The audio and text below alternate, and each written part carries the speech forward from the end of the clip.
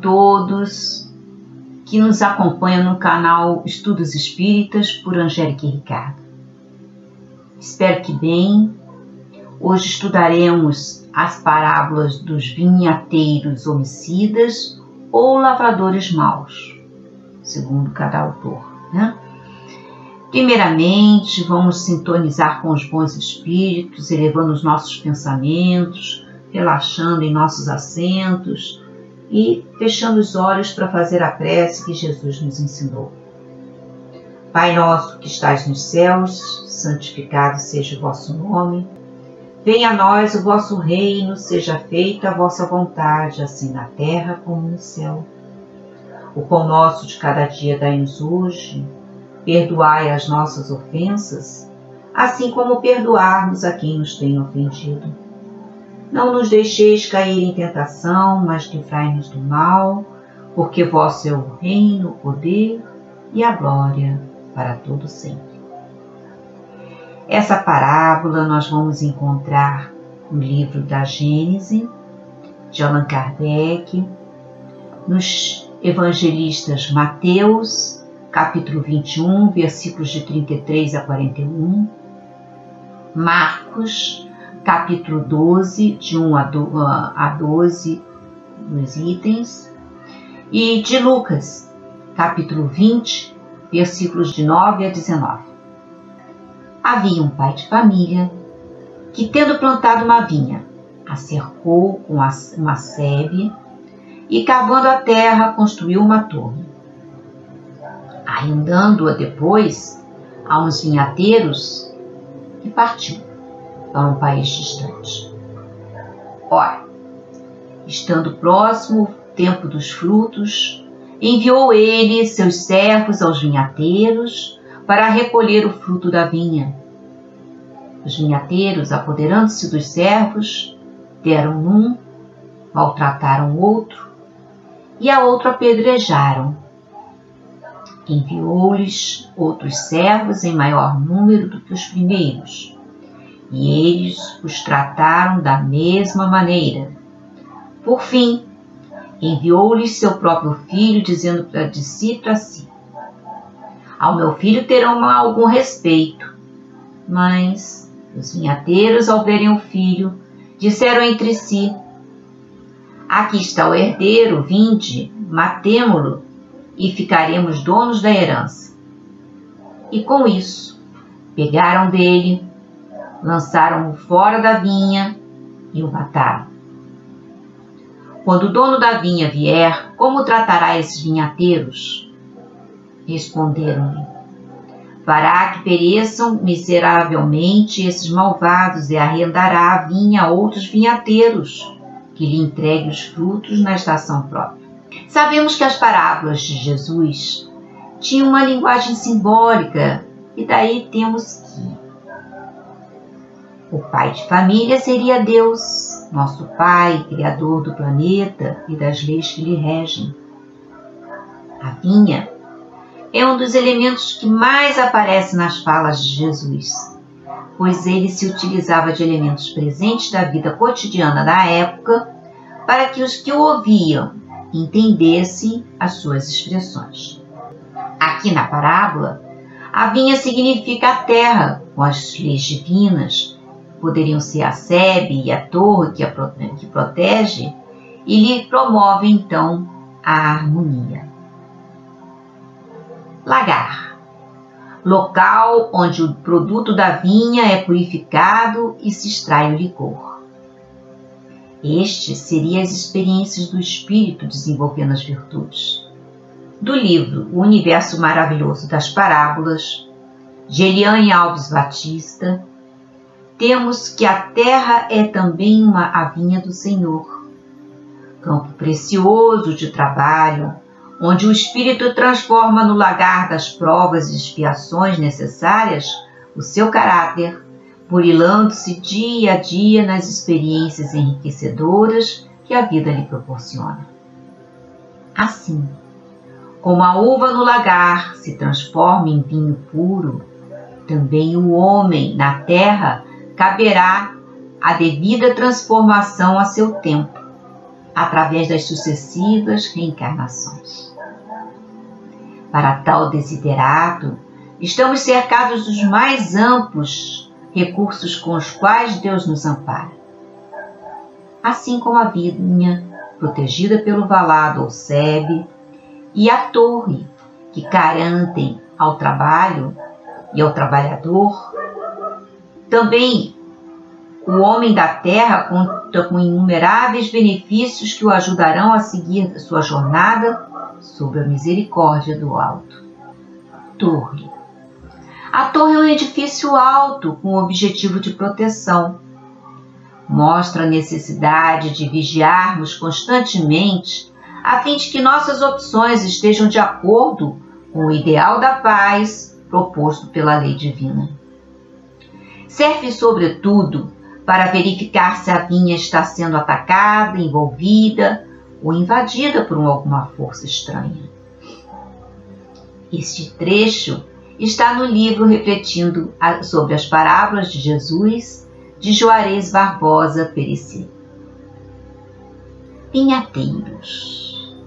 Segundo a Gênese de Allan Kardec, a quem arrendou a vinha são os homens que devem praticar e ensinar as leis. Estes, segundo Caibar Schutel, são os sacerdotes de todos os tempos, desde aqueles que sacrificavam animais e ofereciam o sangue, até os nossos contemporâneos.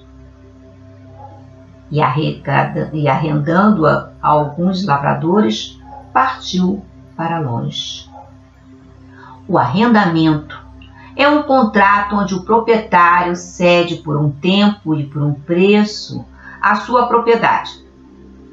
Vemos nisso que Deus nos concede também um tempo e um preço, a oportunidade de aprimoramento espiritual, através do qual o recurso abençoado da reencarnação. Considerando que o preço a ser pago é o esforço que se empreende nas experiências renovadoras que fustigam o espírito como bons lavradores, nenhum de nós poderá prescindir das lutas que aprimoram. Por outra, o tempo contratado é a reencarnação, do início ao seu desfecho. Todos nós devemos trabalhar na vinha do Senhor. O lavrador ara a terra, suca para semear, irriga, fertiliza para garantir a boa colheita. Semelhantemente, nós aramos nos lagares da vida material o terreno árido e bravio do nosso coração, empedernido no mal. Sucamo-lo pela dor que dilapida, irrigamo-lo com as nossas lágrimas e fertilizamo-lo com os recursos da misericórdia divina. Partir para longe significaria esse termo. Lembra-nos que somos livres para agir. Deus deixa-nos entregues ao nosso livre-arbítrio para melhor definirmos os nossos caminhos. E chegando o tempo dos frutos. O tempo dos frutos na lavoura de nosso coração é o momento do testemunho. O fruto é para a árvore a síntese de todo um trabalho minucioso, longo, perfazendo um árduo caminho, desde a germinação até a frutificação. Assim também conosco ocorre quando, na vivência dos preceitos cristãos, exibimos a súmula de todo o esforço empreendido na conquista de novos padrões, que são os nossos frutos. É o tempo de prestarmos conta do que fizemos do tesouro que nos foi confiado. Os servos que Jesus enviou aos arrendatários são os profetas que este último massacraram, e depois outros servos que passaram pelos mesmos sofrimentos dos primeiros. são os que sofreram martírios e todos os demais que não têm acompanhado as concepções sacerdotais, segundo Caivar Chilton. Segundo Rodolfo Caligares, são todos os missionários enviados por Deus à terra, de tempo em tempo, os quais, por reclamá-lo a casta sacerdotal, verberando-lhe a incuia no trato das coisas divinas, foram por ela perseguidos, injuriados e mortos. Seu filho é Jesus, a quem eles igualmente eliminaram. Encontramos esse trecho na Gênese. De O Universo das Parábolas, temos que as primícias do reino dos céus encontram seus fundamentos nos postulados evangélicos.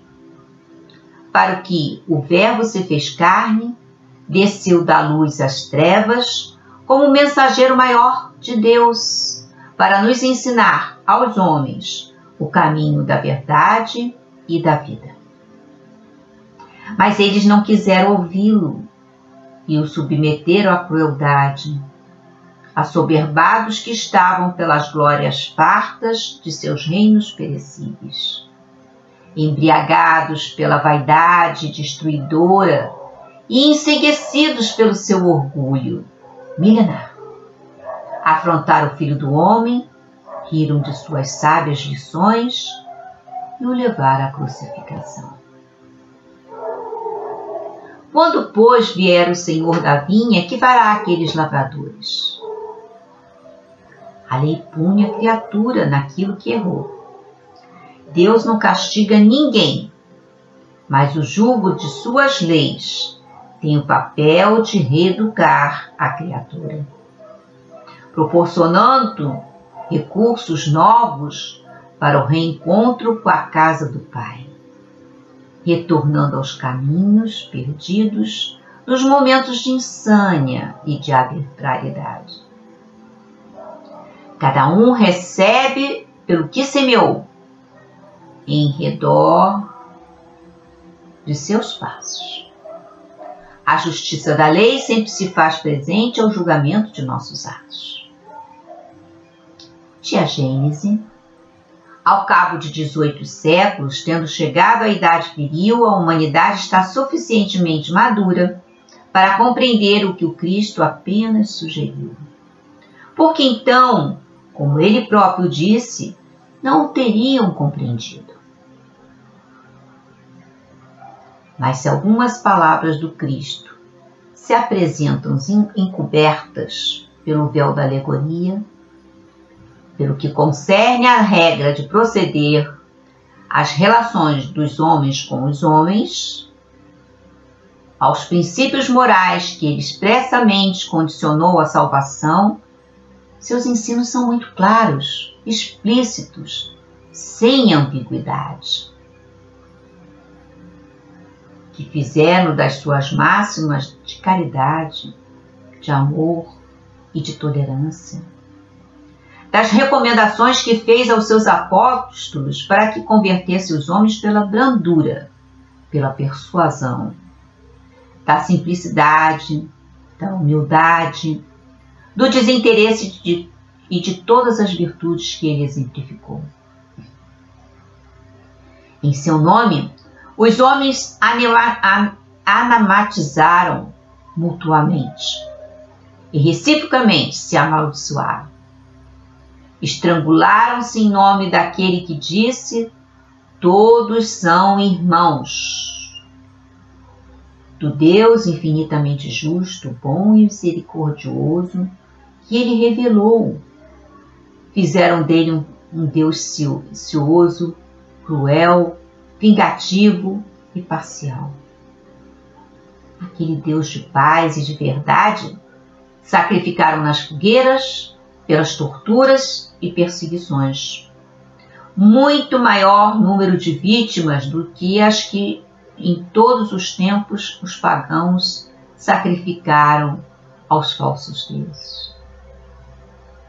Venderam-se as orações e as graças do céu em nome daquele que expulsou do templo os vendedores e disse a seus discípulos: Dai de graça o que de graça recebestes.